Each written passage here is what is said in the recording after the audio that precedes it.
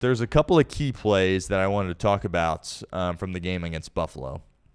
My initial takeaway, of course, is wow, those 2 interceptions stunk from Joe Burrow as he was playing such a magical game leading up to that. And your second takeaway was like, God, the defense just kind of went back to old habits, right? Giving up big plays, not covering tight ends, did have the 1 turnover, but giving up, the chunk plays, giving up 3rd and longs, right? 4th downs as well. And you kind of go back and work through that game and realize that, there were some positive elements of the defense. They're playing fast. They're playing more physical. I think there were a lot of soft elements to this defense. The effort is definitely there. Al Golden, of course, talked about this. Thought the effort was great on Sunday. The results obviously were not. You forced the turnover, which is a huge play by DJ Turner, who obviously has made several throughout the course of the year, and that's more of a conversation topic, obviously, if you're able to hold on and win that game. Ultimately, it doesn't happen. But, the consistency, not nearly there with this group. But, again, the standard in which it is fair to hold this Bengals defense to, again, you can't hold them and expect them to be a top 10 defense. You expect them to be average, and average should be good enough considering what you have offensively. They were worse than average. They were below average in the game, and ultimately that's what cost them. But there were several plays that I wanted to detail where the Bengals defense did not come up in a big spot. And there's always, when you watch an NFL game, you can always break it down to about 5 or 6 plays that's like, oh, that's huge. That determined the outcome. We're not going to talk about the 2 interceptions, but there are, 1, 2, 3, 4, 5 plays that I want to discuss here on the show that kind of impacted the game significantly, and the Bengals defense was not able to make a play on any one of those plays. I think that swung the game in favor of Buffalo, despite the fact that there was obviously the 2 interceptions from Burrow as well. The first couple of 4th downs, right, where Cincinnati had gotten off to a hot start. Buffalo on the first drive kicks the field goal, and they're in a situation where it's 14-3, and they can't mess around here. They got to go down, and they got to score touchdowns. It was a 4th and 4 play at the Cincinnati Bengals 45 in the second quarter, and the result was a Josh Allen pass to Gabe Davis for 17 yards. And it's always different stuff that kind of impacts the result of the plays. And this one, it was the pass rush didn't get home, right? And that is kind of a reoccurring theme for this team.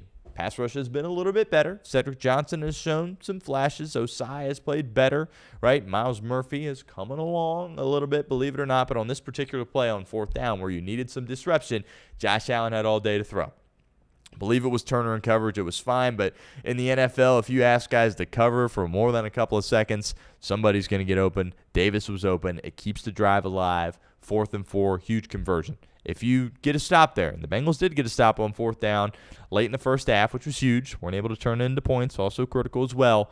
But if you can get a stop there and you're getting the ball with the optimal field position, you're already borderline stepping on their necks with a 14-3 lead, chances are you can overcome some of the turnovers that took place in the 4th quarter. So that was the first play, 4th and 4, Bengals 45. By the way, Trags, friend of the show, Mike Petralia, CLNSCincy.com, he broke these down. His column is up. Check out his Twitter, @Trags, and you can see kind of the whole breakdown here.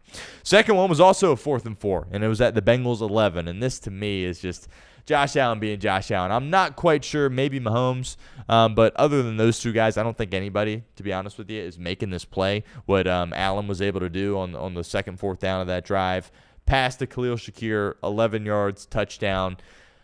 The pass rush was kind of there. It allowed him to escape outside of the pocket, though. And, B.J. Hill was chasing him. There was some guys coming around the edge. I think Osai certainly factored into the play, but Allen, it's just Allen being exceptional. And I don't really knock the Bengals defense so much for not making this play as I do of just giving Josh Allen a ton of credit. But, I mean, he somehow threads it through both the linebackers, perfect throw, Shakir, touchdown, and they're right back in the game at that point. Again, if you come up with a stop there, when I break down that play, it's not really like, well, bad play by this guy, bad play by this guy. Really just a sensational play by Josh Allen, but a huge moment in the game on a huge down, 4th down, red zone, opportunity to make something happen, keep all the momentum in your favor, and you're not able to do it. Right, and it felt like you were just dominating the game to that point. 14-3, they had to go for it on 4th down already on the drive, and then boom, Allen responds. They get the 2-point. You look up and it's 14-11. You're like, dang, Bengals are only up 3 here. It feels like we're dominating. Josh Allen, brilliance, but a huge opportunity for the defense to do something on that play. Weren't able to do it. Next one is the play in the 4th quarter where it's 2nd and 10. right? They had picked up some chunks on the drive. They were moving the ball. And we talked about this on Monday's show where it was like, okay, Josh Allen's probably going to score. This is after the Gesicki touchdown. Bengals had a 10-point lead. Josh Allen's probably going to go down and score, right? Regardless of what defense he's going up against. He's playing Seattle, probably going to go down and score. Houston, probably going to go down and score. Maybe not Houston, but you get my point. It's Josh Allen. Probably going to go respond at home, fourth quarter, down 10, 4 downs to work with. He's probably going to go score points. But if Cincinnati had caused him in the offense to use a little bit more clock, for the time to tick a little bit more, it would have been okay, right? But no clock was used. They scored in like a minute. Gesicki scored, and then boom, the Bills scored, and you're like, you look up at the clock, it's like, well, that sucked, right? They went down and scored, and they didn't really waste any clock. They just went down the field immediately and did it. And of course, I'm talking about the 40-yard touchdown play, whereas Johnson brings some pressure, Cedric, and then Allen's easily able to evade him, and there was a huge hole, and then nobody he goes in untouched, 40 yards into the end zone. That can't happen. And to me, I point to Al Golden, and we'll get to the final play of the game as well, which I think reflects on Al Golden additionally. It's Josh Allen, right? It's not Phillip Rivers, right? It's not Jared Goff. Shoot, it's not Joe Burrow. Like, Josh Allen takes off. That's what he does, right? And they were like, oh, he's going to run here? I didn't think that was possible. 40 yards down the field, untouched, right? Again, 10 yards down the field, another first down, fine. 15 yards, 20 yards. Tackle him in the field of play, get a hand on him, and have an opportunity for more clock to tick. Because it kind of felt like that the Gesicki touchdown was like, whoa, the Bengals are really in control here. Like, even if Buffalo goes and scores, what if they take 4 or 5 minutes off the clock? You still feel solid about where you're at. They took less than 2 minutes off the clock. That was a huge play. An opportunity to make a play on defense. You weren't able to do it. So that's 3 here at this point. 2 more. You had the pick 6. Not good. And then you throw another pick as well. So you're kind of asking a lot of your defense here. And they rose to the occasion for the first couple of plays. It's 4th and goal. At the Bengals 4-yard line. And what happens? A tight end beats you again. Another opportunity, right? Again, the Bengals had 1 successful play on 4th down on defense, but 3 huge conversions in this game for Buffalo offensively on defense. A huge play in the game, an opportunity to make a play, not able to do it. Not able to get any pass rush on that particular play. Thought the coverage was fine. But again, in this league, in the NFL against Josh Allen, coverage can only hold up for so long. Guess who? Oh, yeah, a tight end is in the end zone. Touchdown. The Bengals responded after that, had the one-hander from T. Higgins. But at the end of the day, that was a huge play. And, if you get a stop there, you're like, okay, we're right back in this thing. And credit to McDermott for going for it. That's the right call, is to go for it. Ryan Day, of course, would have kicked it. But, that was a play, 4th down. You had a chance to get off the field, make a huge play for your defense, stay in the game, weren't able to do it. So there were some positive plays through the defense throughout the game, but these huge moments, right, 3 of these plays I'm talking about are 4th down, right? The one, a 40-yard run from Allen where he goes untouched. Just can't happen. And finally, of course, the 3rd and 15. Last play of the game. People were getting frustrated at me about what I said about the onside kick. I was very clear about this. I said, in the moment, I thought, this is a mistake. They need to go onside. They only have 1 timeout in the 2-minute warning. Should be going onside here. That's what I thought in the moment. You can't, when something works out, when Zach makes a decision and it works out, I don't get the people that want to kill him anyway. It worked out. It was 3rd and 15, right? What's the better likelihood of happening? Recovering an onside kick or getting off the field on 3rd and 15? Doesn't take a genius to tell you. Even with this Bengals defense, the odds of getting off the field on 3rd and 15 are way higher than recovering an onside kick. They were in that spot. And then they were surprised, I guess, that Josh Allen took off. I don't know if there was issues with the discipline and the rush lanes or what have you, but there was a clear alley for him. There was only one guy that even had a chance to make a play, Geno Stone. And we bang on Geno Stone all the time, and we should, and we're going to continue to do it as long as he continues to play really, really bad football. But one-on-one in space like that with Josh Allen, maybe Kyle Hamilton gets him down, but I don't know many guys that are making that play, to be completely honest with you. That's an indictment on the coordinator for not having somebody or multiple guys expecting him to take off, right? They covered that play like it was 3rd and 15 in the second quarter, right? They're not going to throw the ball. They don't want to throw the ball. They don't want to give the ball back to Burrow with that much time on the clock. 3rd and 15, maybe 3rd and 6, 3rd and 7, they're making a play like that. But 3rd and 15, you really think they're going to throw the ball down the field? Again, maybe a bubble, maybe a little screen, maybe a little quick button hook or whatever, try to get a guy in space? No, right? They're not going to throw it to the sticks. And that's how Cincinnati was operating defensively. huge play, right? So those are just a few plays there where the defense, huge moment in the game, opportunity to make something happen. Again, in the NFL, always a couple of plays that really dictate the outcome of the game, and they weren't able to make a big play on any of those plays, and in turn, they lose the football game.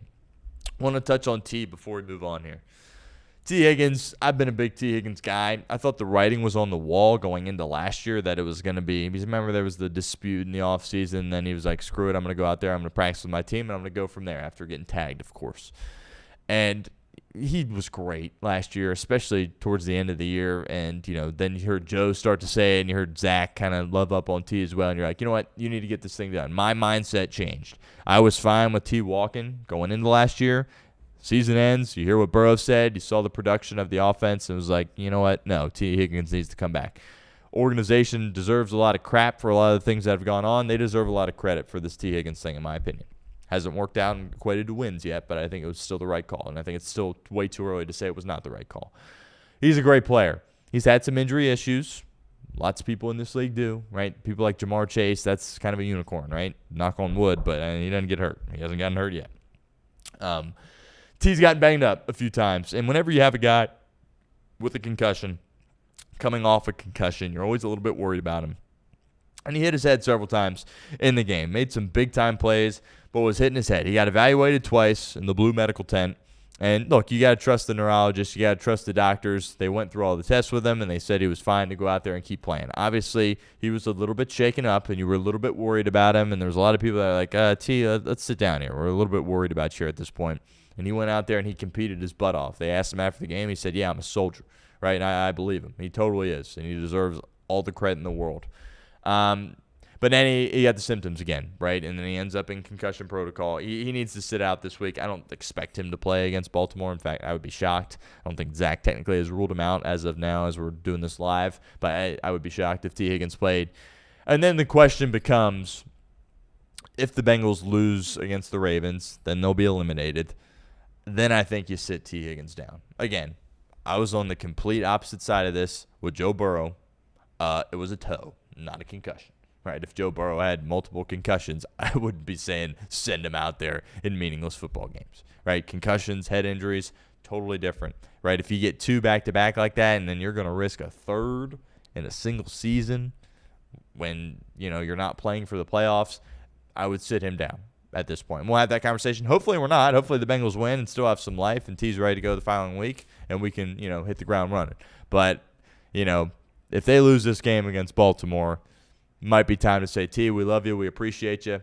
We'll see you next year. Again, this isn't a knee. This isn't an ankle or a hammy, right, or a toe. It's concussion. It's very serious and needs to be treated very seriously there as well. So hopefully the Bengals win Sunday, of course, against Baltimore. But might be time to sit him down if they don't. And I don't think anybody should be bent out of shape about that if they ultimately make that decision.